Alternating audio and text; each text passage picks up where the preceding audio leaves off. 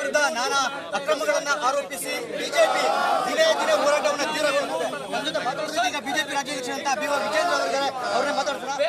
Sir, ವಿರೋಧ ಮುಖ್ಯಮಂತ್ರಿಗಳು ಮಾತ್ರ ಸುಪ್ಪ ಆಗ್ತಾ ಇಲ್ಲ ತಮ್ಮ ಹೇಳಿಕೆಗಳಿಗೆ, ತಮ್ಮ ಆರೋಪಗಳಿಗೆ.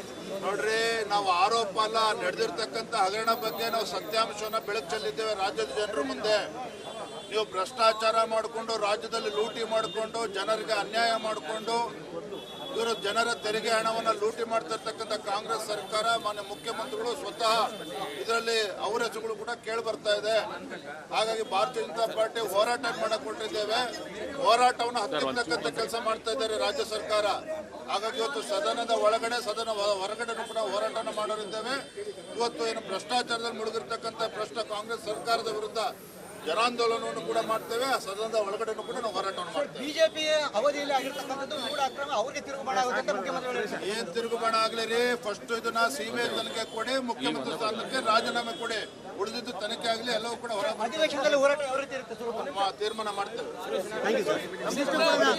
ಇದಿಷ್ಟು ಕೂಡ ಬಿಜೆಪಿ ರಾಜ್ಯಾಧ್ಯಕ್ಷ ಅಂತ ಬಿ.ವ. ವಿಜೇಂದ್ರ ಅವರ ಮಾತು. ಹಾಗೆ ಮೂಢ ಅಕ್ರಮ ವಿಚಾರ ಏನಿದೆ, ಆ ಮೂಢ ಅಕ್ರಮ ವಿಚಾರ ಬಿಜೆಪಿ ಅವಧಿಯಲ್ಲಿ ಆಗಿರ್ತಕ್ಕಂಥದ್ದು ಅವರಿಗೆ ತಿರುಗುಬಾಣ ಆಗುತ್ತೆ ಅಂತಕ್ಕಂಥ ಮುಖ್ಯಮಂತ್ರಿಗಳ ಹೇಳಿಕೆಗೆ ವಿಜೇಂದ್ರ ಅವರು ಕೂಡ ಕೌಂಟರ್ ಅನ್ನು ಕೊಟ್ಟಿರ್ತಕ್ಕಂಥದ್ದು. ಅದೇನೇ ಆಗಲಿ, ಮೊದಲು ಸಿಬಿಐ ತನಿಖೆ ಆಗಲಿ ಅಂತಕ್ಕಂಥದ್ದು ಬಿಜೆಪಿ ರಾಜ್ಯಾಧ್ಯಕ್ಷ ಅಂತ ವಿಜೇಂದ್ರ ಅವರ ಆಗ್ರಹ. ನೋಡೋಣ ಮುಂದಿನ ದಿನಗಳಲ್ಲಿ ಮೂಢ ಅಕ್ರಮ ವಿಚಾರವನ್ನ ರಾಜ್ಯ ಸರ್ಕಾರ ಸಿಬಿಐಗೆ ವಹಿಸುತ್ತಾ ಅಥವಾ ಇದೇ ರೀತಿಯಾಗಿ ಮತ್ತೆ ತಮ್ಮ ಮೊಂಡುತನವನ್ನ ಪ್ರದರ್ಶನ ಮಾಡುತ್ತಾ ಅಂತಕ್ಕಂಥದ್ದನ್ನ. ಕ್ಯಾಮ್ರಾ ಪರ್ಸನ್ ಕೃಷ್ಣ ಜೊತೆ ಸುರೇಶ್, ರಿಪಬ್ಲಿಕ್ ಕನ್ನಡ, ಬೆಂಗಳೂರು. ಸರ್ಕಾರದ ವಿರುದ್ಧ ನಾನಾ ಅಕ್ರಮಗಳನ್ನು ಆರೋಪಿಸಿ ಬಿಜೆಪಿ ದಿನೇ ದಿನೇ ಹೋರಾಟವನ್ನು ತೀವ್ರಗೊಳಿಸಿದೆ. ನಮ್ಮ ಜೊತೆ ಮಾತಾಡಿದ್ರೆ ಈಗ ಬಿಜೆಪಿ ರಾಜ್ಯಾಧ್ಯಕ್ಷ ಅಂತ ಬಿ.ವ. ವಿಜೇಂದ್ರ ಅವರಿದ್ದಾರೆ. ಅವ್ರನ್ನೇ ಮಾತಾಡ್ತಾರೆ. ಸರ್, ವಿರೋಧ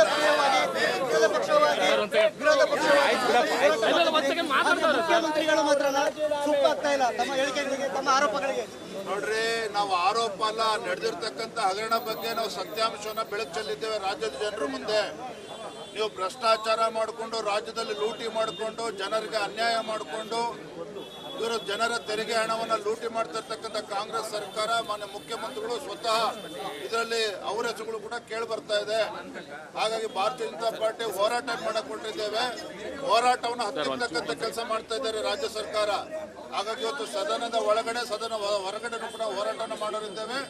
ಇವತ್ತು ಏನು ಭ್ರಷ್ಟಾಚಾರದಲ್ಲಿ ಮುಳುಗಿರ್ತಕ್ಕಂಥ ಭ್ರಷ್ಟ ಕಾಂಗ್ರೆಸ್ ಸರ್ಕಾರದ ವಿರುದ್ಧ ಜನಾಂದೋಲನವನ್ನು ಕೂಡ ಮಾಡ್ತೇವೆ. ಸದನದ ಒಳಗಡೆನೂ ಕೂಡ ನಾವು ಹೋರಾಟವನ್ನು ಮಾಡ್ತೇವೆ. ಬಿಜೆಪಿ ಅವಧಿಯಲ್ಲಿ ಆಗಿರ್ತಕ್ಕಂಥದ್ದು ಮೂಢ ಅಕ್ರಮ, ಅವರಿಗೆ ತಿರುಗುಬಾಣ ಆಗುತ್ತೆ ಅಂತ ಮುಖ್ಯಮಂತ್ರಿಗಳು. ಏನ್ ತಿರುಗುಬಾಣ ಆಗ್ಲಿ ರೀ, ಫಸ್ಟ್ ಇದನ್ನ ಸಿಬಿಐ ತನಿಖೆ ಕೊಡಿ, ಮುಖ್ಯಮಂತ್ರಿ ಸ್ಥಾನಕ್ಕೆ ರಾಜೀನಾಮೆ ಕೊಡಿ, ಉಳಿದಿದ್ದು ತನಿಖೆ ಆಗಲಿ, ಎಲ್ಲವೂ ಕೂಡ ಅಧಿವೇಶನದಲ್ಲಿ ಹೋರಾಟ ತೀರ್ಮಾನ ಮಾಡ್ತೇವೆ.